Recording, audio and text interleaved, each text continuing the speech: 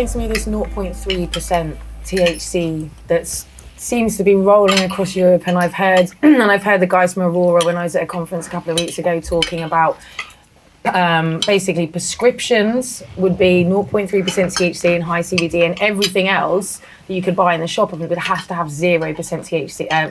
Absolutely 0% THC. In 1994, there was an act of European recognition about hemp, because we got growing back in 1995, and at that point in time, 0.3 was the accepted limit. Our dear friends at Aya, in conjunction with German government, petitioned on the grounds of human safety to go down to 0.2. I thought Aya wanted to go back to 0.3. Yeah, well, this is great. The guy that ran Aya for years and years and years, a guy called Michael Cruz, lovely guy, but he was a bit of a stooge for European government. He did everything that they asked him to do, essentially, around hemp. And so, very In your recently, opinion, can I just say? no, Sorry.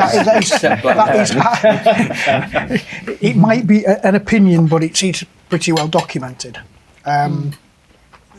Quite a few European countries came up and said, actually, you know what, we've got all this stuff that's out in America, we're a commercial disadvantage because they've got 0.1% THC more than we've got. And so they started lobbying European government. Aya, of course, got involved in it, and Aya helped lobby for this 0.3 reversal. The work from Manuel Guzman is below 200 milligrams a day. There is no definitive pharmacological effect. Between 200 and 600 milligrams, there is a definitive pharmacological effect that is not, I can't remember the wording, but it's not specific. And then once you get above 600 milligrams a day, you can definitively treat a condition over 600 milligrams of CBD a day. So it's largely arbitrary as well, because it's, you know, the wellness domains and the medicine domains, they really cross. Because when you have a patient sitting in front of you, they suffer from stress, they suffer from what they might call burnout or brain fog, or adrenal fatigue, which I recognize as an integrative medicine doctor, but when I wear my Western medicine hat, no one recognizes adrenal fatigue. I was suffering from that after the ECH party, burnout, fog, Good parties. Also known as a hangover. Severe hangover. After a good party. So, and then you have medical conditions that are obviously medical conditions like epilepsy and, chronic neurodegenerative disorders. So, CBD can help some of the symptoms of all of these things, depending on the dose and depending on the person. Excuse me. And really, I think it's about, it's not really being black and white, but when we look at the studies, especially using animal models and then trying to convert that into humans, which has its own problems, you can't always do that. Like I always say when I give lectures about the whole cancer and CBD thing, we've been curing rats for decades with chemotherapy drugs, and just because we can do something in an animal model doesn't mean it adds up in humans, as as a lot of us will know.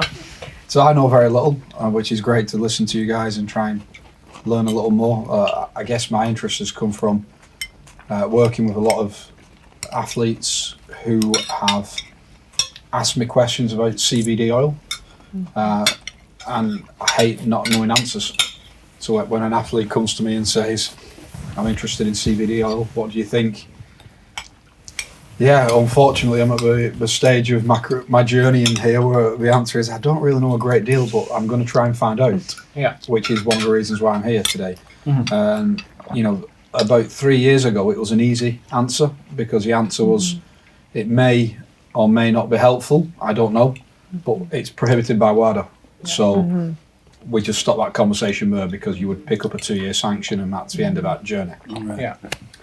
Come January 2018, WADA decided to remove CBD oil but leave all the other cannabinoids on the prohibited list.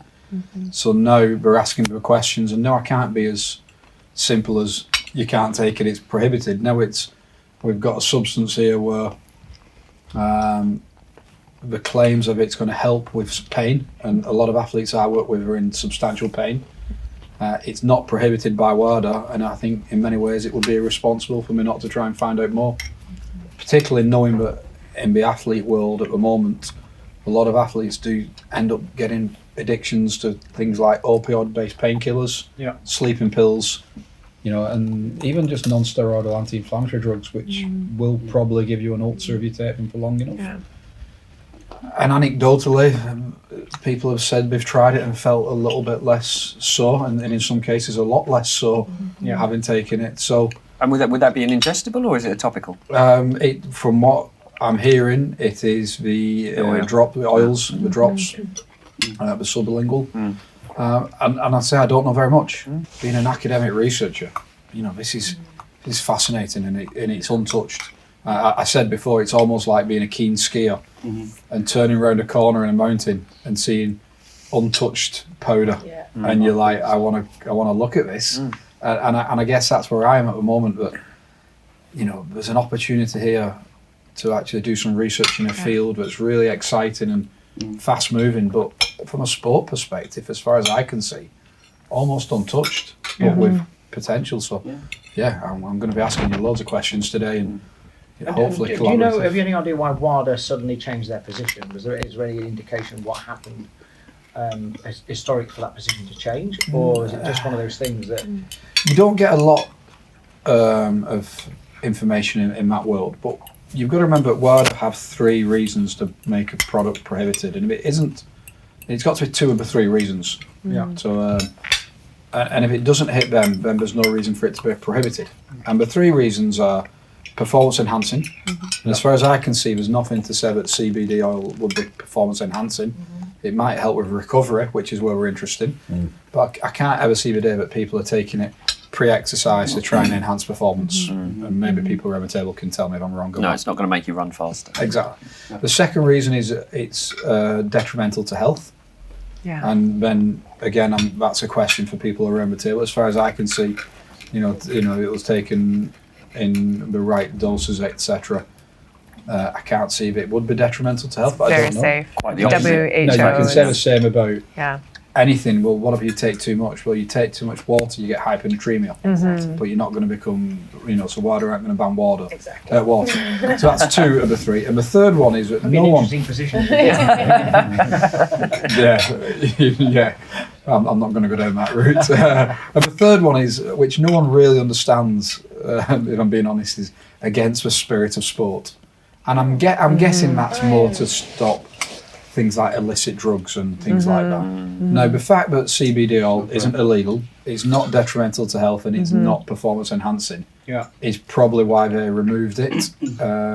But was someone lobbying for that, or they just did it off their own back? Because that would be quite unusual if there wasn't Usually it's some sort somebody of body kind of pointing it pushing out. them to do There it. was, I was going to say, there was quite a lot of work done by the MMA associations and 1 or 2 associations, boxing associations that did And that American as well. football as well. In America, there was an awful lot of studies with obviously because a lot of head injuries. Yeah. In American football. Yeah. They made movies about it, didn't they? And again, I've done a little bit of reading, and there is, again, it's mainly in animal models rather than human studies, but there is some literature around CBD oil on traumatic brain injury, concussion.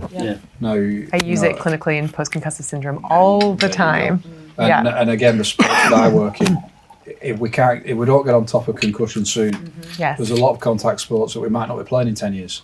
Yes. And what do those studies say? What's that information? That sounds very interesting stream, It is, and it's a lot of the same, the same message with cannabis medicines with CBD. A lot of the big studies that we usually see with drugs, we don't have them because it's harder to study. It's a botanical medicine, even CBD. But what I'm seeing with my patients who have post-concussive syndrome, which basically means you've had a head injury, it might have been very mild, and often with athletes, it's actually a series of very mild head injuries that build up over time. And you get what's called dysregulation of the brain, like neurodysregulation. And in English, what that means is the brain doesn't work the same way, the chemicals don't interact in the same way, the brain cells don't talk to each other in the same way.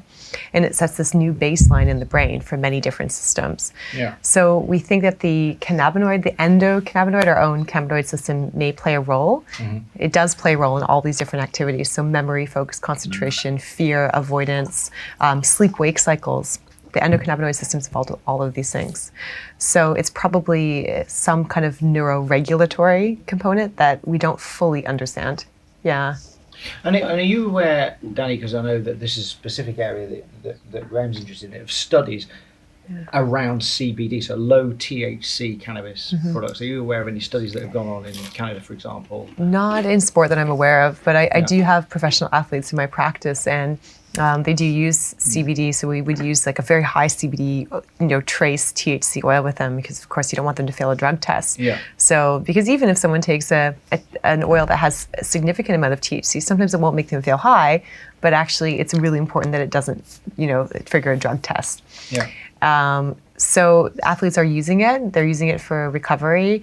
They're using it transdermally. So applications that go through the skin may help with muscle recovery. We don't have studies. We just have what's called anecdotal case report evidence, which is what we're talking about, potentially creating something more than that. Yeah, this is kind of a journey where I think CBD might go on, isn't it? I mean, at the moment we have it as a food supplement, and we have to drive that, and that's where we are. But I think with the correct studies, with the appropriate approach by people, like PhD students, for example, who are interested in going down that road and looking at it, we could come to a point where we have medical CBD. And then we're talking to the MHRA, aren't we, about getting this stuff registered correctly and having it on, listed and used for the masses. So it's a really interesting area. Well, I actually have clients who are entering into clinical trials for pure CBD products. Yeah, it's happening. Yeah, it's starting absolutely. to. I know people as well. So it's going to come, and I think the tricky thing is for the industry is I think if it's considered a medicine, can we still have a stream where it's a supplement as well? I think that would be good to have both still. Yeah. So it's just navigating that, and you could probably tell us more about how that might happen. But what do you think is going to happen if the MHRA declares CBD as a medicinal? They won't. Medicinal product. They won't. Yeah, well, look, I mean, for my CBD clients, that's the disaster scenario, isn't it? I don't think it will happen. Mike can probably tell you more about the battle they had with the MHRA in 2016 and how they fought. The CTA fought them off then. We have clients where we do have MHRA intervention happening, but it is strictly to stop them making medicinal claims on their website. That's what I advise so the MHRA position seems to be very clear. Yeah. Carry on. We're not interested, but if we catch you making medicinal claims, then we'll do something about it. This is one of the questions I had today, because people around this table will be able to help me. But one of the things I was reading recently is that it's been classed as a novel food, which then means that companies have to stop selling it until the research has been done. Is that correct? That's not an accurate representation. Shuffling onto their You want to take this one, Michael? Position that one. From an absolutely so with my legal head on, Yes. the Novel Food Register isn't a legally binding document. Okay. So it's down to an individual country to choose to enforce about that. However, there is a European dossier that says that there is a requirement, shall we say, to deal with novel foods. The problem with novel foods is that under law, in order to classify something as novel, there has to be a significant evidence of history of use before 1997. The problem with that is we had 80 years of prohibition, and so what the FSA are going is well, that's not our problem. So the industry goes, well, we can give you all the evidence you want prior to 1925. Quite a lot of it is just purely in food, and they go, well, give us modern. And they refuse to go outside the 11 original member states to allow you to introduce more evidence.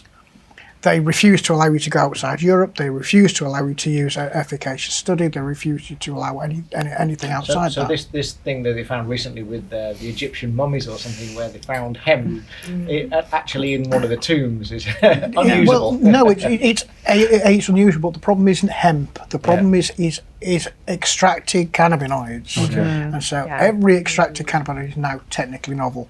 So.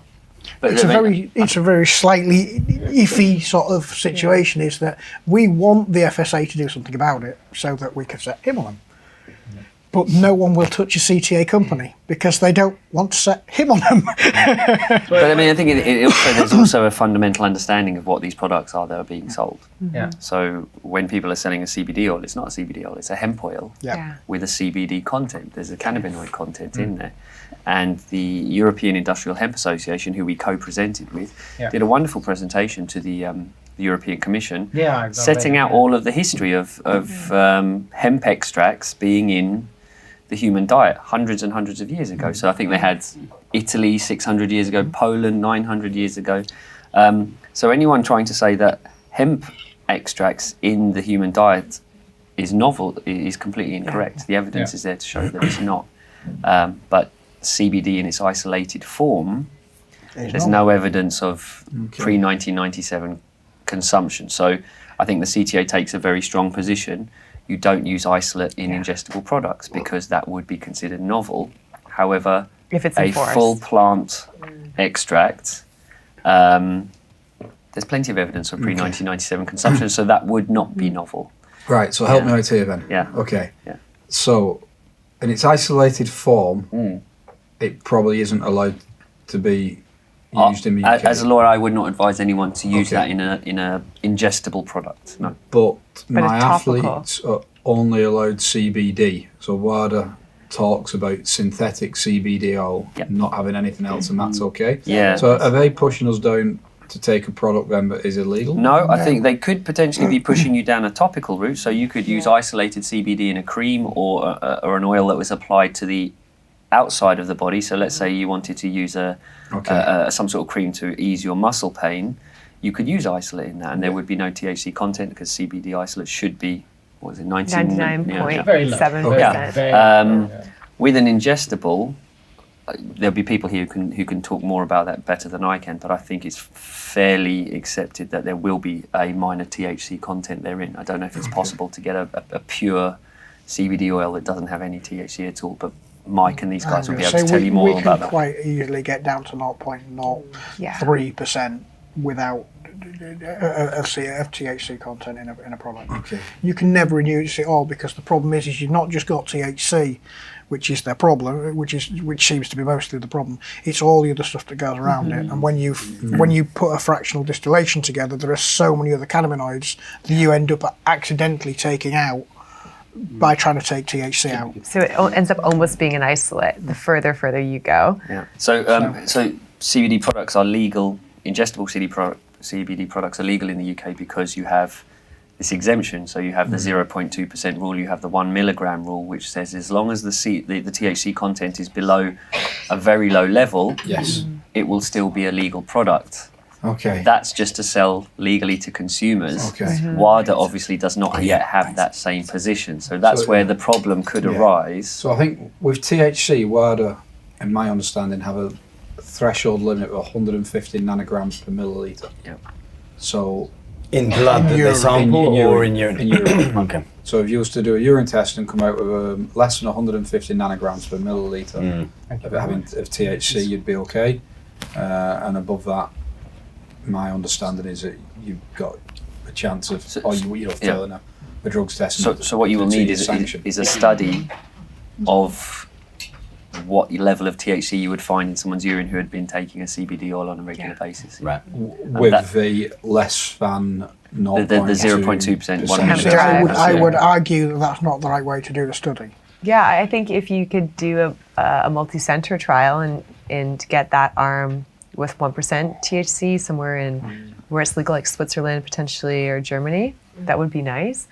But I also think even the hemp-based CBD, full spectrum CBD from hemp would give you a good idea if the sample size was large enough. It's all about the power, of course. And I think it's very unlikely that a hemp-based CBD would ever test positive, even in a very, very sensitive assay, because even my patients in Canada who use 1% THC oils and get very sensitive drug testing. Some of them work in the oil fields up in northern Canada. Yeah. I've never had one of them fail. Yeah, my understanding is in the USA it's around about 15 nanograms per mil is what workplace set as being over the limit. Whereas say in sport we're at 150 nanograms per mil, so it does seem quite high. So it's sports is 150 and often workplace Work is is 15. 15, yeah, so, okay, yeah. You know, Way it's for very being in sensitive. sport. Come on. What this displays, though, is the utter hypocrisy of the novel Yeah. food regulations, because they say, oh, you can't use isolate in your ingestibles because it's novel, and yet that's how you know what you're getting. That's the pure substance. With an oil. Pre-controlled there. Yeah, absolutely. Well, look, yeah, I was going to say, so like just another maybe slightly controversial point, but I mean, my view about novel food is different to yours, as you know, right? I think that this is a novel food. I think there's no way the industry can convince regulators that extracting CBD in the way they do, and often recombining the components of the extraction. There's no way that you can convince people that that was around pre-97. So I think there's no doubt that it's going to eventually be novel food if, as Dani said, if it ever gets enforced. And what actually happens, I think, in these markets, and perhaps we've got a bit of experience from the regulation of vaping, which we've been tracking for like 6 years. What actually happens in these quite controversial areas is often that industry and consumers start to build up a set of standards that they kind of seem, that they feel are reasonable, and actually that often then develops into law at a later date. So even though right now we don't really have a clear set of guidelines as to whether or not CBD is novel, and fine, we got this idea that full spectrum is the same as hemp oil, so it's fine, but isolate CBD is not, and therefore is novel. I mean, I think that's probably going to be irrelevant ultimately, because it doesn't make any sense that what's actually going on is that people are ingesting stuff that wasn't around 97. Okay, fact, and so almost certainly once it does start to get enforced, people are going to have to go through this novel food application. It may not be as bad as everyone thinks. That's the other thing. I mean, everyone's slightly frightened of novel food applications, but we talked to the European Commission quite recently, and it's very clear that they're kind of hopeful that this can be resolved in some way. They're kind of behind. It seemed to me that they're very behind the industry in a way that, by the way, the European Commission is not behind the vaping industry. It's very different. But is it not the case that there has been a number of applications for marketing authorization that haven't gone through, been made, and they haven't even made it out of stage one, as far as I'm one aware? of the big problems as well for novel food at the moment is that the European Food Standards Agency has got hundreds of applications in flow, and so these are just these new CBD applications are kind of joining the line, and that is going to be a problem. Yeah. But I think the result is going to be, like, on the ground, is going to be probably not, particularly in the UK, not much enforcement for a while. And I think there'll be a big grey area for the rest of Europe as well. We know from Spain, right? There's been some raids in Spain, there's been some raids in Germany and France and various other countries. But I think over time, what's very difficult, and because you've got a lot of consumers using these products, it's not viable for countries to decide, right, they're going to clamp down and try and end this market. It's too late. It's too big. Unfortunately, that's not the case. They're trying, Mike, I agree, but I think it's not actually relevant. It's not going to be possible to enforce. Right? Well, look, I think we actually agree more than perhaps we've realised before, because I agree with you. I don't think the EFSA are going to row back on their position. I don't think there's going to be any change to that catalogue. I think it's going to stay as it is. It would be a real climb down for them to do so. And is that the main reason, though, Robert? You think because of the climb down? Yeah. It'd be embarrassing for them to say, right, we've categorised these as novel. Actually, now we've changed our mind. They won't do it. And whatever forces are working behind the scenes are adamant it's going to stay this way. However, as you say, the industry is well established enough. What I'm advising clients is the only end position is a compromise, whereby a set of standards is introduced which can ensure that consumers are receiving quality products which actually have what they claim to have in them.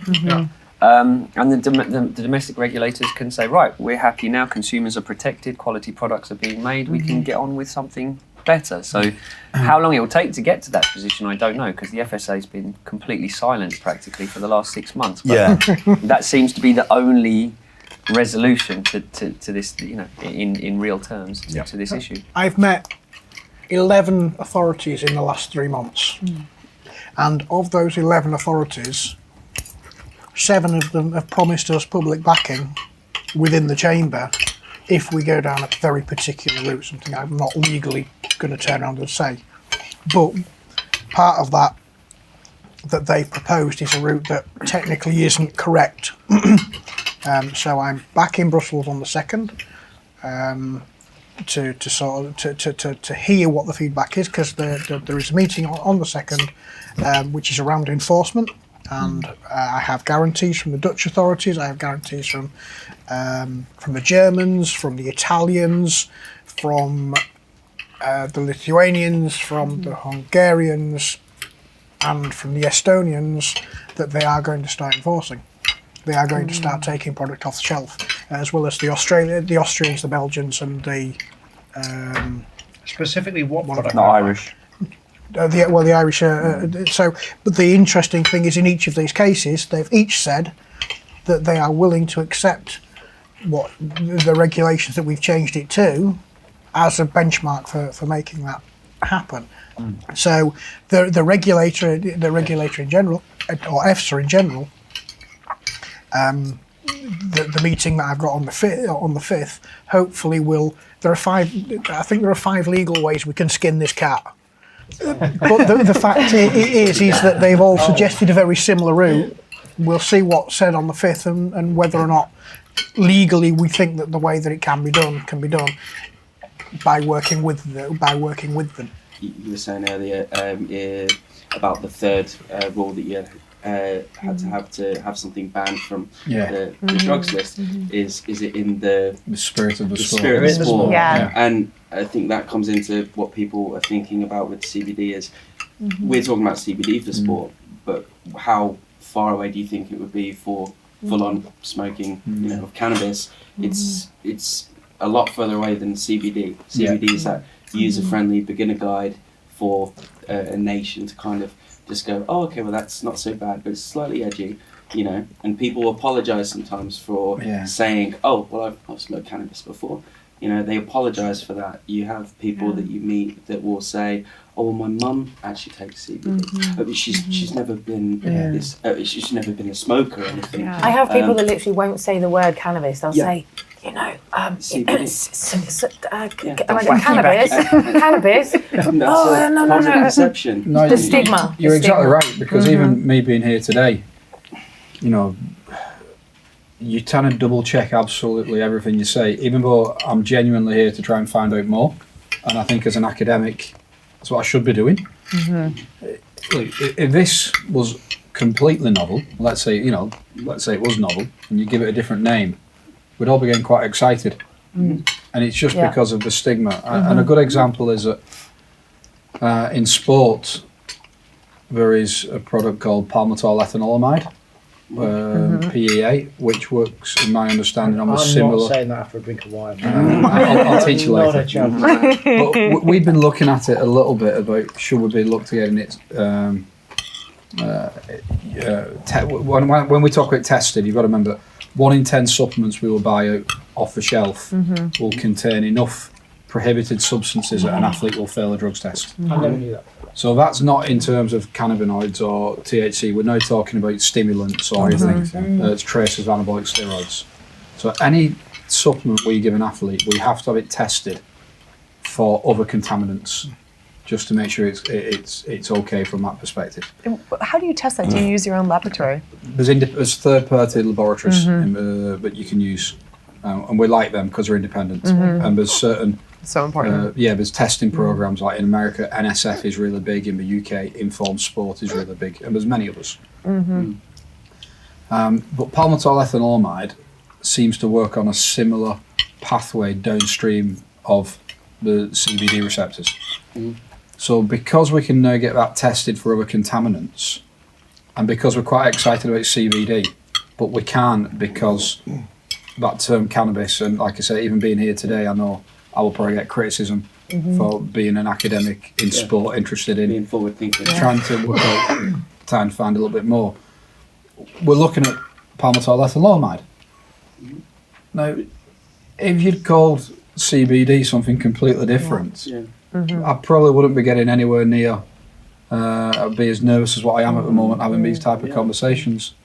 You were speaking earlier about what professional athletes might have to endure as far as in their regime to get them prepped, ready for a game, what they might have to experience post game, and then to begin training again? And sort of again, you're talking about the recovery periods as opposed to performance enhancing. And what would be a typical maybe regime for someone to get ready for a game?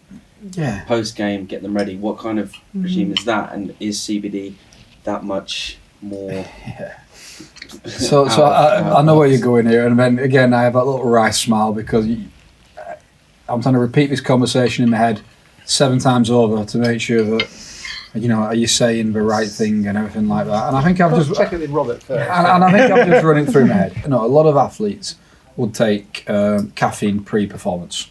Yeah. You know, and there's even a textbook now by one of the world's greatest sports nutritionists called Caffeine for Sports Performance. So, and we know what a reasonable dose would be, which would be somewhere around the 3 milligrams per kilogram body mass.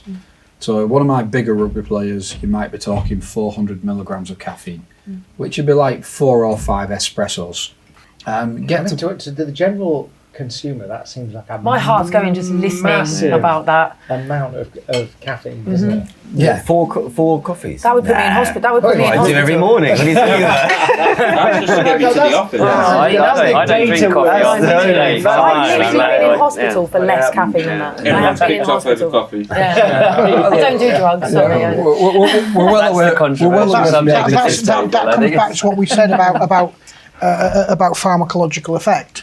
Yeah. That coffee has a pharmacological effect. You know, it's interesting that coffee or caffeine is certainly performance enhancing. So we talk about the 3 criteria. Detrimental to health, you could probably say no. You can talk about a dose effect, but let's say, you know, if you used to have a couple of coffees, I don't think anyone said detrimental. And against the spirit of sport, well, having a couple of espressos probably isn't against the spirit of sport, which is why it's not a WADA prohibited substance. It's only hitting 1 of the 3 criterion. Right. So it's got to hit 2 of the 3 to become prohibited. Interesting. So it used to be banned, by the way. I think about a decade ago, caffeine was banned. Certainly when I first got into this industry, you was very worried about how much coffee, but it was banned at what we call a threshold level. So you could have a certain amount in your urine. Could be a tiramisu, maybe. You started having to start thinking about how many espressos you had this morning. And that's why they removed it, in our opinion, because it was getting quite complicated, and the chances are somebody was going to fail the test for having a coffee and a can of Coke or something like that. Being a bit dehydrated and away you go. Yeah, so we certainly have them type of pre-exercise stimulants, but there's others that are non-prohibited pre-exercise stimulants that you use. And then you play a game or a competition where you beat 7 shades out of each other for 90 minutes, and then at the end of it, you're feeling very sore. So it's not uncommon for people then to start looking at the non-steroidal anti-inflammatory drugs, such as the diclofenac, ibuprofen, and it's certainly not uncommon to look at some of the more strong opioid painkillers if you're in significant pain, like the tramadols. It's then not out of the realms of possibility that people won't sleep very well because of pain, and then you might be looking at the some of the stronger sleeping pills such as Zopiclone. Now obviously a lot of that is prescription, so the doctor would have to have an input into it. And that, as I said before, is where my interest came a bit, is that I know athletes who have been down that pathway of the latter, not the former, so still the caffeine, but the painkillers and the sleepers, who have told me that, look, Graeme, I've tried the CBD oil and I've found it just as effective as the sleeping pills and the painkillers, and I've not felt the hangover effects a day after. So I'd like to give it a go. And from my world, maybe different to some people around the table, I still believe that a plural of anecdote isn't data, where a lot of people do believe that the plural of anecdote is data. So hence my phone call to you guys and saying, look, I'm getting really interested in this. I want to learn more, but also there's some research in this that needs to be done. But isn't that the major problem? So you take caffeine and you know what the response of the body is going to be, and it seems to me, and tell me if I'm wrong, but it seems to me that CBD is different to that. To your point about homeostasis, the real issue is that different bodies react differently to the same amount of CBD. That's the same for caffeine. Is it? Okay. And actually, it's one of a few things that you can genotype for. Right. Yeah. So we look at a lot of genetic testing in I've sport had my now. genotype done for caffeine. And you can genotype for it. So for example, me tonight, when we post, hopefully, We've got a nice dessert, hopefully. I've always come here for food. Which has been I won't let you down. which has been very good so Okay, far. but following the wine Very and nice. following the tiramisu, I'd like to think that a nice coffee will come around. Yep. Don't eat. Now, I've not been genotyped, but I can tell you for a fact, you can put a double espresso in there. Yeah. My head at that pillow tonight, and by 10:30 p.m. I'm out of here like a light. Oh, you're so lucky. No, but some people sat around this table No. who would only need to sniff that coffee, Yeah. That's I've been in me. hospital. I've been in hospital. I've been in and they're not hospital going from to sleep caffeine. for I'm not even another joking. 6 or 7 hours, because we know the half-life Yeah. of caffeine is about 7 hours, which is every 7 hours, 50% of it leaves your body. But we've got different people who metabolise it very differently. You can genotype for that. Yeah. So I imagine as the research comes through more on CBD, there may be a gene that shows how we respond more to But CBD so you're saying that oils. there are plenty of things that are used commonly in medicine that have very different impacts on different people. Oh, all the CBD time. is not unique in that way. No, You've got all the to time in remember that- sports science we talk about Yeah. responders and non-responders. Right. So for most things that we look that might have an ergogenic effect in one person, Yeah. might have an ergolytic effect in somebody else. Okay. So what might enhance someone's performance? And it gets even more complicated. So I've just nodded at ergogenic and ergolytic, Sorry. by the way. So did I. something that enhances performance in Dani, one that's- person Yeah, you know. might No doubt. deter performance in another. Right. He's speaking So, our language. Caffeine is an example where Very in one person it might enhance performance, in another one it might actually make them more jittery. And Yeah. actually, if it's a fine motor control sport, Yeah. you've impaired Yeah, performance. so you wouldn't like if you were playing snooker, for example. Perfect example. Yeah. Perfect example. But look, Graeme, you're absolutely right. It's all very well having all this anecdotal evidence until you add the scientific evidence to it. Then The problem with almost all prescription drugs is they're single molecule medicines, and therefore you know what happens when you give someone a gram of codeine within a fairly specific set of instructions. You know, if you're going to give someone the codeine instruction man, you know what it's going to do. Generally speaking, Or at least the range of things. yeah, quite a narrow range of things. The problem with cannabinoids is it's not a range of things; it's an entire spectrum of things. And so Callie uses cannabinoids for one thing. You might use them for another. You might use them for another. I personally take cannabinoids and seem, at least from my point of view, getting no benefit whatsoever. Does that mean my body's in perfect balance and harmony? That's rubbish. It doesn't look like it. It takes time and effort to get like this. I've only just got to know you. That is the quote of the evening. The sports nutritionist is told like his body does not look like it's in perfect balance. Exactly. That's main But point. the fact of the matter is that's cannabinoids. That's cannabinoids for you. increase your dose. And that's there is nothing. And coming half the again. problem that we've got, half the problem we've got with medicinal Yeah. cannabis Yeah. is that there is no definite data. There is no definite way of guaranteeing what's going to happen. And that's that's the really same with all interesting. cannabis. We're getting quite fascinated by the cognitive appraisal of a task affects as a physiological outcome. So in me, I hate being cold. I'm an absolute wimp.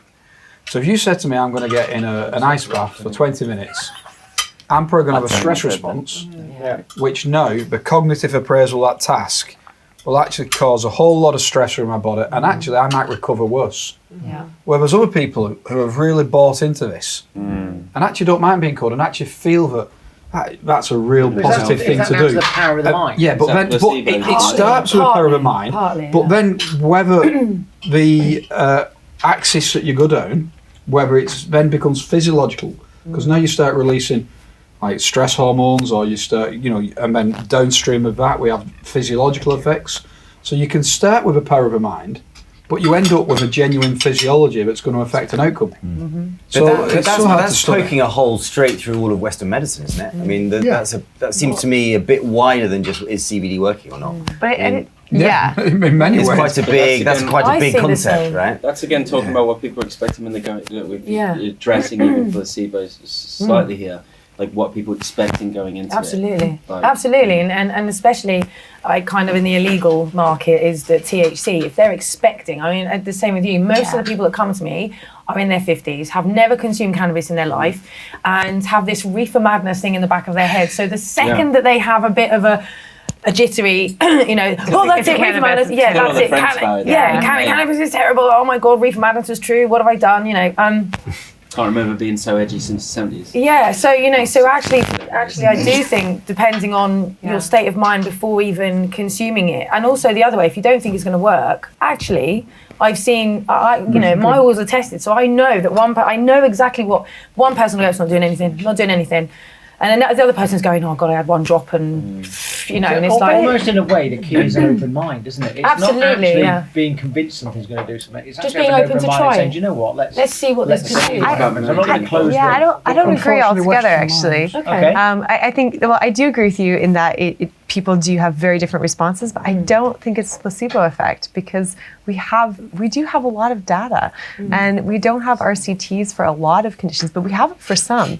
And if you go back to the basic sciences and we know how the endocannabinoid system works, CBD doesn't even bind tightly. It doesn't lock on tightly to the CB1 or the CB2 receptor. It floats around, and it's a modulator of the entire system. So it works for vanilloid receptors. It works on orphan receptors, which we don't really know what they even do yet, so we call them orphan.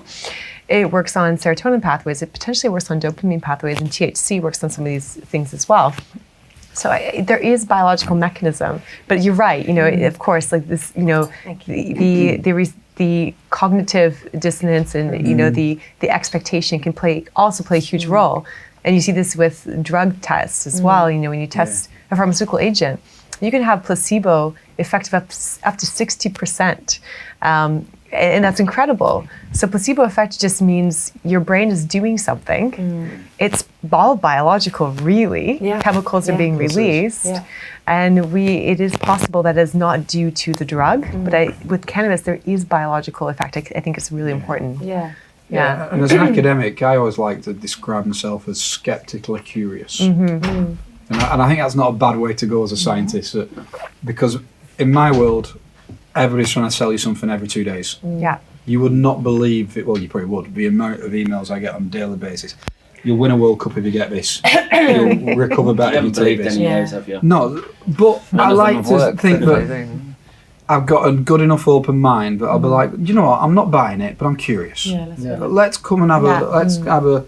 And actually, it's what we do in science. We null hypothesis test. Exactly. We're always trying to disprove a null hypothesis, which is the null hypothesis being it won't have an effect, and you try and disprove the null hypothesis, or you test it to see will it not have an effect. So we always come at it from that skeptical curiosity. Okay, the THC thing I was going to say about the point is the same, is that I have a lot of people come to me and go, I don't want to be high, and they're so panicky about being high. And you're like, well, okay, well, we can get round that. And often I've had people, and I think this is why we can tell that it's, and I don't think there's a placebo in the other way. I think there's a placebo in they make it worse for themselves, because I can have someone sitting in front of me who has 2 drops within 10 minutes. They're like, oh my God. And I talk to them. And all of a sudden they're okay. Yeah. So actually the THC hasn't done that to them. It's they're panicking, then they feel their heart, and then it gets worse and worse.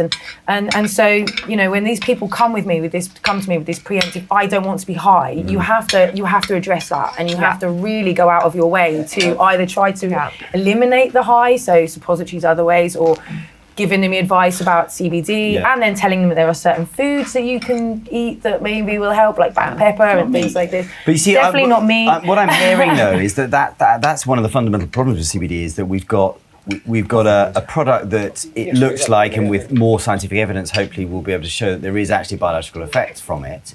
But there's also a very strong placebo impact of people taking it because of the fact that it's associated with the cannabis plant, and therefore people have this kind of thing around it. Is that right? Well, in my lab, we'll be able to completely, test that out. Yeah. The study would have to be placebo controlled. Yeah. Tea, please. And what we would want to do is try and get something as visually identical and taste wise, coming from the same base as well, but just doesn't have the CBD in it. Right. So hopefully, Ben, if we do a good enough job, we can completely tease out the placebo effect. Okay. Let me tell you what, it's hard. And this is now I'm getting interested. Yeah. So you have to hide it in something, because terpenes, like cannabinoids, have no odor or smell or taste. So you could use CBD isolate, and you could blind that very easily. But if you use a full spectrum CBD oil, it tastes and it smells like cannabis. Yeah, that's going to be very difficult, isn't it? Yeah, so you have to, a nut butter potentially. Is there a way of but then you're going to go through oral. inactivating the CBD? Inactivating. Can you treat it in such a way that it becomes inactive? No. No.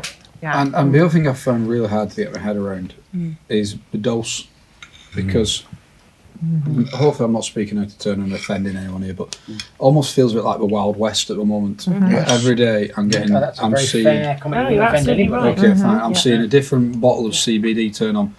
And some of them give me a percentage on it, which I don't quite get. Some give me a milligrams per bottle, some give me milligrams per drop, and some don't give me anything. Yeah, exactly. And From a legal point, so from an absolutely legal point of view, they have to give you the amount of active cannabinoids in that bottle.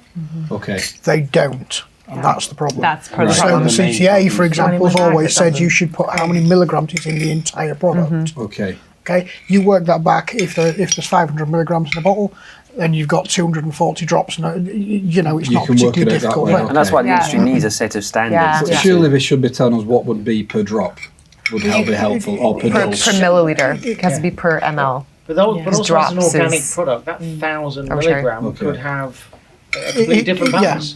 And It it's does. impossible Yes. to say Yeah, how from much one because balance then to the it next. does. Yeah. And the other Each part of that, individual And a 1,000 Yes. over here And from a you can different have provider consistency. or Yeah. a different Right, planet could be actually completely different level. Completely Can I ask a different. question Recommended. Dani though? Like, is there? It's accepted there's no such thing as an overdose though. You can't actually take too much of this stuff, can you? It's self-titrating. Is there a has- negative impact if you did take too high a dose? Not in a full extract CBD, so that it has no ceiling dose.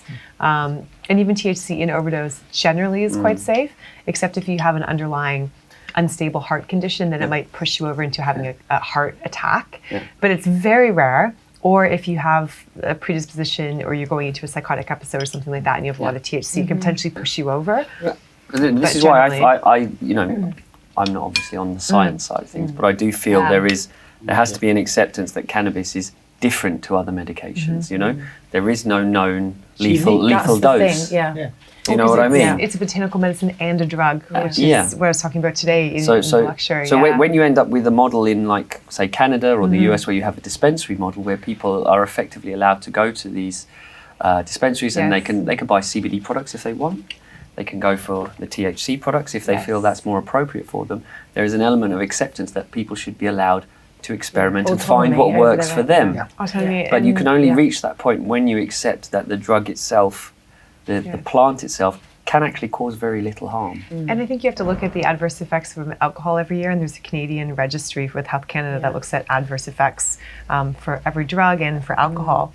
And the adverse effects for alcohol and many other drugs that we prescribe every day far outnumber, like by tenfold, 100-fold. That's why I struggle with the. Sorry, it's just because I went. That's why I struggle with doctors, especially the GP that was there today when he said, and also the guidelines of every other drug has to be exhausted first. And it's like, why? That drives me crazy. Yeah, why are we using That the most really drives me crazy. Why are we using the most harmful drugs first? And if they don't kill you, then we'll give you With all the something that will side definitely not effects kill you. therein, yeah. You know, it's insane. If alcohol had been banned for the last 8 years and they were thinking about releasing alcohol, especially on the UK, at this point in time, would it even get through? No, I don't think there's any way. So actually, what I said was, and I can't take credit for this idea. It was Tim Henley from Namaste. Maybe you know him. He's a good guy. Namaste Extract. I Tim's like great that. guy. He- Namaste MD. Yeah, I absolutely. met him on Monday. Yeah, he's actually. I great. did panel with He's a him. good guy. Yeah.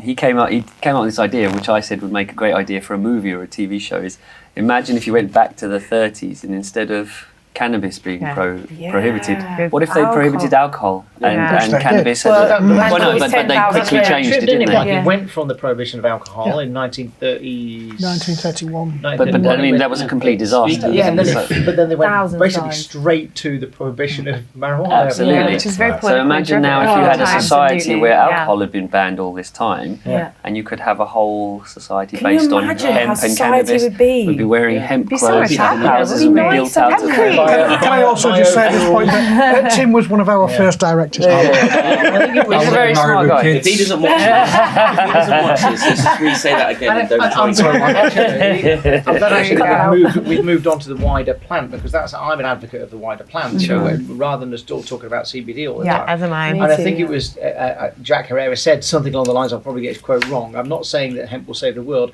I'm just saying it's the only plant that can. And I think it's an incredible position that we're in now, politically, economically, when we're talking about the climate. And we have got this plant sat on the side here, which can provide so many solutions to so many different things. Absolutely. And we, and that's where we talk about CBD as a kind of vehicle. Let's get this normalised. Let's get the conversation going. Let's not just, Callie, let's not just be about, legalisation of cannabis. Let's be about I'm there with you. the use of this. I'm absolutely on there with. I'm She's there with you. there. I talk about graphene. I talk about hempcrete. I talk about plastics. But of course, obviously, being that it is so beneficial and actually so we could utilise it across so many boards. There are so many industries that don't want that, obviously. So cannabis is actually a threat to so many industries. It's not just a threat to the pharmaceutical, it's a threat to the alcohol, the cigarette, the paper, oil, plastics, If you looked at the Shell, the single threat to fuel, for alone, example, oil. Look at the whole world is run on oil, petrodollar, Paper Come industry on. as well was massive. Yeah. You got a bunch of companies, we have 110, 150 exhibitors at our Hemp and CBD Expo that all would like to be doing their merchandise on hemp-made clothing. But running a business, the cost of them to have promotional items for giveaway, and if you can't afford to get them done on that was a gripe that I had there. Demand for that.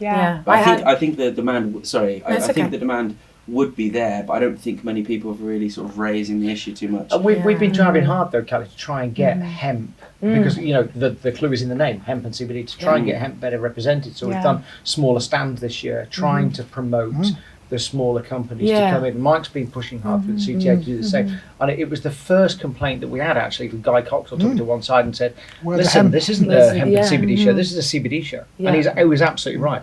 You'd probably be very proud of me. When I went to Parliament the other day, I came out and there was obviously some Brexiteers, some Ramonas, as the other ones called them, and they were arguing on either side of the road. It was quite bizarre. Did you see them arguing with their banners at each other? Yeah, they're both my name, but they were arguing to get. There's they really hate each other. No, there'd be one party of Remain. No, it's fine. Actually, this is to do with him, because there was a couple standing there with their big, we voted out type thing, and I just went up to him and went, excuse me, have you thought about a way that this country could be self-sustainable once we leave, because we have no industry? And the one guy said, steel. I went, oh God, no, steel, why not steel? I said, well, it's not really, economically sound anymore, steel, come on. And without the EU's protection, China will just dump a load more steel on the international market and wipe the British steel industry out in the problem is that if we go out, the CBD industry as a whole is going to seriously suffer, because we don't have a UK industry, and unfortunately I hate to say this, but I'm going to say it anyway. British grown CBD is British grown hemp is total crap. Is for that to do with cannabinoids. the THC cap though? No, because it's to do with the climate, right? It's the climate. Yeah, but we're talking about cannabinoids then, Mike. But we can still use the whole plant. We can still create. We can still use the plant. The paper. We can still create the biofuels. We can still, there's a number of things that we can still do. I think what's really interesting, and it's for your benefit, Graeme, I don't know if you know this, but I know nothing. Let's call him John. I'm learning more, but I know nothing about the minute. If you grow hemp in this country at the moment, you can't use it unless it's for medical purposes or for R&D. Okay. So basically what you're left with is a stalk and the seed. You've got to destroy the flower and you've got to destroy the leaf. You can then import product, and that's where the majority of the product comes from, which is from the flower and the leaf from Europe. Same process. So you can import that in, but you can't grow and produce that and process that in this country. Because the cultivation license is different than the importation license of it as a commodity. So that's crazy. That's right, we're right? set on a potential billion-pound industry of growing hemp, which proven we can do it because we grow medical cannabis quite successfully. Actually, no. Let's put this absolutely to bed now. We do not grow medical cannabis at all. What do we grow then? It is absolute rubbish. GW grow two crops. They grow a high THC, low CBD crop, which is around 23% THC and about 1% CBD. Is that But isn't that used for medical That's cannabis? no, it's not used for medical cannabis. It goes into Sativex. 101% of it goes into Sativex. The other crop that they grow is 0.17% THC. Sativex is a licensed medication. Yeah, Yeah, that's why I exactly. thought it was medical cannabis. It's not medical cannabis, though. It's It's not it's a a pharma medication. It's a pharma Medical medication. Cannabis So we're is a- splitting. Well, so we're splitting up definitions, right? So we've got So- we've Finished got, products so- and we've got so- recreational product- use. We've got medical Did any wonder use. Yeah. people like me have not got a clue? And we got CBD. We haven't got. Well, I'm going to say I think it's really I'm with you important. now. Speak. But Go on, it's- yeah. I ain't got a clue. The That's problem the is- exciting thing about No, the but it is industry. We're all important, doing isn't it? things for the Yeah. first time. It's wonderful. The problem is, Because I wouldn't consider that medical is that cannabis Europe either. classifies, if Yeah. it's not on the industrial hemp licensing scheme, Yeah. i.e. therefore it's not a registered strain of industrial hemp, it is automatically, Cheers. thank you, it is automatically cannabis. Cannabis, yeah. And so what GW grow in 79 farms as well as the facility in Norfolk is hemp. Just it doesn't sit under the hemp banner. It's about 60% phenola, in all honesty. And people go, oh, well, it looks like cannabis. It's called cannabis sativa, for Christ's sake. Yeah, you They're were the same one of the first, plant. you were one of the first people that said to me, stop saying hemp. Yeah, it's cannabis sativa. And this is what we need to stop as an industry. So I have a couple of things to say on Brexit, just from experience. Great. This is really important, okay? Okay, Because go on. because hear it, go on. our firm is appointed as European counsel to a number of international companies. So these are companies from South America, from the US, from Canada. They are here not on a UK strategy; it's a European strategy. There's 550 million people in the EU, 700 million people in Europe as a total. It's a massive market. They can't wait to get involved. The problem is, they come to the UK. Everyone wants to sell to the UK. It's a big population. It's a wealthy country. It's a great market to sell your products to. What they're worried about is that in a year, 2 years, 3 years, the UK is not going to be in the EU anymore. How can they build the centre of their European strategy in the UK when they don't have that certainty? So what they will have operations in the UK. They will sell their products into the UK, but they will go and build their operations in Facilities. Germany or Holland or Spain or Portugal, and that's where the UK loses out because whilst they'll still want to sell their products to us, they'll employ people in other countries, they'll pay their tax in other countries, they'll have their infrastructure in other countries. We're not going to have vertical integration. No, exactly, and I think that is the really sad thing. I Yeah. actually see it myself. Companies, international companies, saying we can't set up our main hub in the UK. But I'm going to say one positive thing about Brexit. So where are we going? The second thing, I'm going to put the other side, and I hate Brexit. I think it's the stupidest thing a country's ever done to itself. I think it's an absolute disaster. I voted Remain just in case I wanted to be a skewed structure. It's a country placing economic sanctions on itself. It's never happened before in the history of the world. But there is a but, and this is the only positive thing I can find about it. If we did leave the EU and we crapped on our own economy and hindered it in the way that I think Brexit would, the UK government is going to have to be more innovative about its revenue streams, and that means it's going to have to take risks. And there, you know, cannabis is an easy score for them. You could legalise, you could regulate, and you have billions of revenue immediately going into the government coffers. That's the only positive I can see for Brexit, is that So they possibly... started talking about Brexit, Graeme went for another drink. I think at this point, you probably look timid. Yeah, why on Brexit? No, just on, obviously you deal with the market where we think it's going and analysing that. So I think maybe it's something that you might want to jump in on whether you're so exhausted from it you probably don't even want to talk about it. No, I would like to talk about it. I mean, I think to your point, Robert, about whether companies are setting up bases in UK because of Brexit, I actually think in many ways companies are probably hedging their bets anyway, and they would have done whether or not Brexit was on the cards. I agree. We set up a company in the UK, one in Ireland. They're ready. Well, and also, like, as Mike was saying, a lot of the growing centres are not in the UK. Clearly, right? We don't have the expertise. We don't have the background to it now. Historically maybe we did, but certainly now we don't. Right? So, so in terms of certainly of the farming of the product and then the extraction. It's kind of all happening on mainland Europe, not here. And that goes towards the restrictions on which parts of the plant you can extract from, isn't it? It's more economically viable to do in a country where you can use the whole plant. Right, yeah, and absolutely, and I think, it's quite interesting why you're saying that the plants that are grown here don't turn out very good, they don't have high CBD content. I mean, I think that's, what I've been hearing as well. I mean, and so there's a reason why a lot of people are doing a bunch of hemp farming in Bulgaria and stuff like that, because the production is much better, and if you get a higher level of CBD in your plant, it's much easier to extract it. I mean, you're going to be much more profitable. It's not hugely profitable unless you can make sure that you're getting high extracts. Yields. Yeah. I mean, I think clearly the UK is the biggest market at the moment, right? It's got the highest sort of incidence rate of CBD usage that we're seeing, but there are plenty of other countries that are coming up quite fast. And as you said, it's a much bigger market than just the UK, obviously.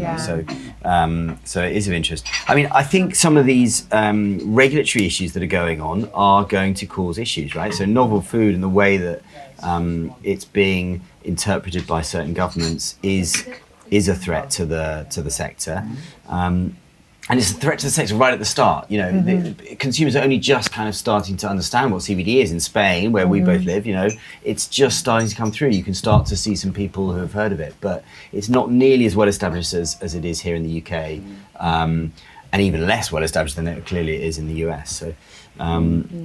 So I think those things are, it's a slow burn, but nevertheless, as a total market, the European mainland market is going to be much more interesting ultimately than the UK is. So it's no surprise that a lot of these companies coming over from Canada and the US are coming over to look into European markets as well as the UK. Yeah, I think the other side of that though is there are far too many non-European companies coming in that don't actually understand the rules as they stand in Europe either. Agreed. Yeah. They don't understand you can't grow or extract in Holland. You just can't do it. Germany, you can do some things, you can't do others, and there is no harmonisation across any of Europe. What do you want to see in 3 years' time? What does a picture want to be in 3 years' time? Now, 3 years' time isn't a long-term thing. So I want you to have a think about what kind of progress do you think we should see in 3 years' time? What would you want to see in 3 years' time, realistically? You can go first, Mark. Regulatory process with products that say what they are and are what they say. Okay. Dani? That would be great. I'm going to add on have medical cannabis available to patients on the NHS. Yeah, cool. Big push for that. And in addition to that, having good wellness products on the shelves where you know what you're getting, the certificate of analysis is what it says it is. Cool. Yeah. I'd like to see a CBD industry that's free of uncertainty and the lack of clarity that currently hangs over it. So there's an established set of guidelines and people are able to actually produce quality products and go about their business, and the business can grow. Thank you. Well, I'd like to see my PhD student walking across the stage with the first ever PhD in CBD and sport. Well, that would be great. That would be, Love it. I want to help you make that happen. We all want to make that happen. I think that'd be fantastic. Cool. Yeah. Callie? Pretty much what everybody else has said. And I honestly don't see growing, not even in I don't even know if I see it in my lifetime, but in the next 3 years, I would love to see people have access to a wide range of products on the NHS, not just one or two. Like my son, for instance, if I could get a prescription for him and he could have what he has currently now, I would take it. Of course I would. So I would love to see a wide range of products available, but that are affordable to the NHS. That is the other thing. Right. I do not want to see a Sativex take two where they've gone from £100 a bottle to £500 a bottle because they can, and then the NHS trusts go, we can't afford that, and absolutely rightly so, because that's extortionate. So I want to see that as well, that those companies that do supply our NHS are doing it at a reasonable cost. Okay.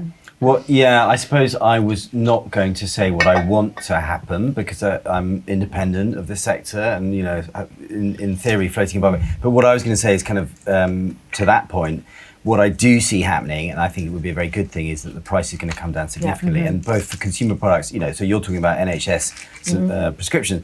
I think the price needs to come down. It will come down, and that will be a good thing for for the consumer. So I hope so. You know, and I hope, and I generally do hope that happens actually, because I think it's too expensive. A definite move within the UK. I speak to the Home Office quite a lot, and I do a little bit of private consulting, and I know that in the last 7 months they've had 73 grow applications. I'm quite happy to say that one of mine's gone through, another is likely to go through, and another that I'm just about to start work on is likely to go through as well. So there is definitely a push for UK grown products rather than having to rely on imports. My sort of vision for 3 years is in 3 years I would like to see a little bit like the American model that Rick Trojan and Maurice Beagle are doing. I'd like to see greater education about the wider plant. I think that's a key to this. I know you said education earlier, didn't you? But very Tony Blair. But I think that's absolutely critical, because by educating, we normalise, we open minds. You know, my favourite quote is, you know, minds are like parachutes, best when open. So yeah, I'd like to see a far better education about the whole plant, so that everybody can benefit from it. Tommy, what about you? Apart from our show getting bigger and more successful, the magazine. No, I would say, you know, in the immediate discussion, like what we're doing tonight, like this is brilliant that we've got a lot of influences and people all with various fortes in the industry discussing the broader aspects. And in the discussion, I think we will get clarification after enough discussion. So firstly, not being afraid to cause a little bit of aggravation or disruption. But a little bit of disruption would be good in this industry. With that, then coming clarification, and then from clarification, then you can actually make set plans to move forward with something. I think at the moment we are very much sort of all trying to work things out at this table, and we're people that deal with you know, hemp, CBD, cannabis, whatever we're calling it at this point in time on a daily basis, and we're still trying to find the answers.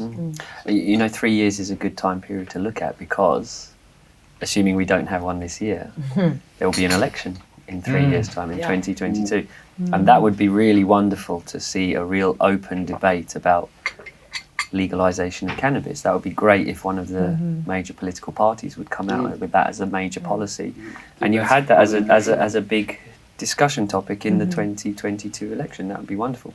That was definitely a factor in the last Canadian election. Absolutely, yeah. Another thing that really annoys me that I would like to see get rid of in 3 years is this ludicrousness about the industry as a whole, right? The whole kind of investment frenzy that is going on about the cannabis space is actually taking away from the fact that this is a proper industry with proper consumers, with people who kind of need the product, want the product, and almost like a distraction. I really hate it, and I can't wait for the whole thing to you start. won't be surprised to say, Tim, the industry all wants to go in one particular way. We all agree the industry wants to go in one particular way. The problem is there are 73 different ways of trying to get to that, and we all need to stop bickering about it and start actually doing something about it. You know, our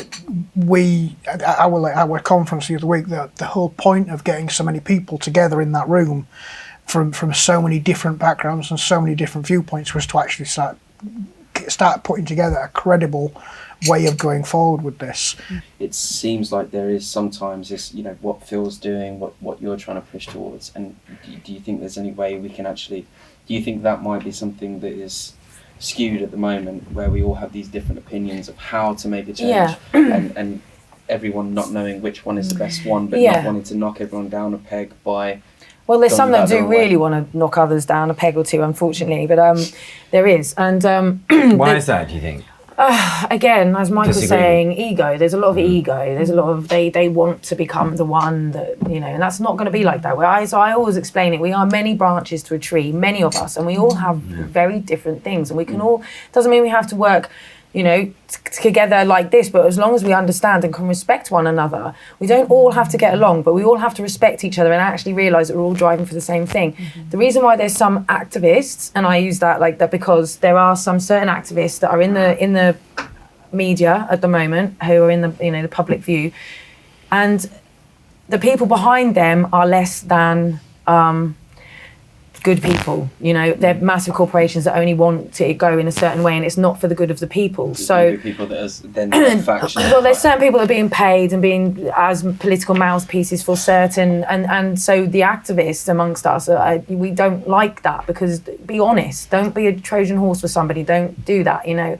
And I know that goes on because obviously I've been in meetings with people who have offered me many a thing, and when I found out what it was they actually wanted, I turned them down because it wasn't in line with my moral, what I wanted for people, which is ultimately that in the end, we all have full autonomy over our own bodies and we're allowed to grow what we want, do what I want, but pharmaceuticals have their place, and you know, that's what I would like to see in the end.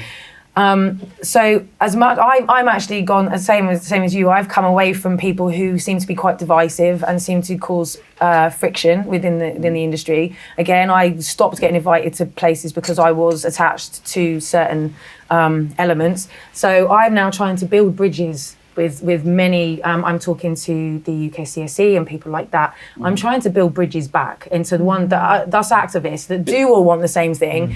We've got to start coming back together. You're all going to have differences on how you're going to approach Yeah. Like we discussed but the then other you night, if have you to shout have too kind much, of a people unit. stop listening. Don't Exactly. Yeah. So we all do have to work together. I think it's the same in medicine too. Yeah. You know, when I first started practicing, adding this to my practice, you know, I'm a respectable doctor. I've never had any trouble with my governing body, but you know, you just kind of whispered. You didn't really want to tell your colleagues because some of them were very judgmental.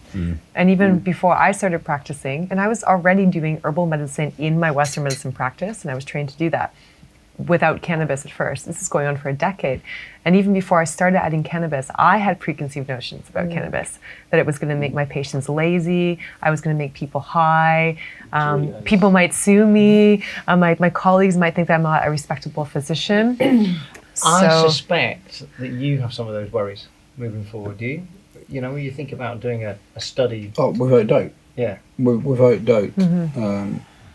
And if you think some of your colleagues, your professional colleagues will look at that and go, no, I'm not too sure about this. Oh, you It's the sure you're going stigma down the right again, path? isn't it? There'll be a lot of people not happy with that here today. Yeah. Let me give you let me give you insight onto another area that I know about, which is nicotine and the stigma that nicotine has. You know, we were talking about nicotine. You were talking about caffeine. we've talked about this caffeine is before. very similar to nicotine. It's not, you know, by itself, it's a pretty benign compound which is well understood.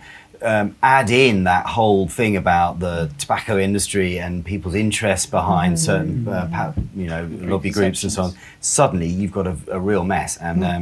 And so, very interestingly, any study that's done on nicotine and certainly anything that's got a whiff of tobacco funding behind it is completely ignored by all scientists, and you cannot get anything through. And I suspect the same will happen with cannabis. That it's so controversial that a lot of the scientific journals are going to be very worried about publishing information on it. You know, it won't get peer reviewed. The science won't get properly looked at. Well, here's That's why the the work good you news, want though. to do is so important. Oh yeah, and this is why getting funding would be so hard.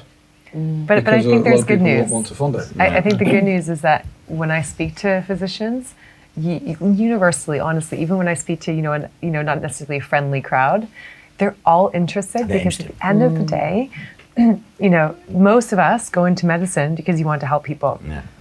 And then, despite what the public may think of doctors, because doctors see 50 patients a day in the public system, and it's not good medicine a lot of the time, especially for these chronic conditions. But it's not really the doctor's fault. And at the end of the day, they all want to help their patients, or most of them do. Yeah.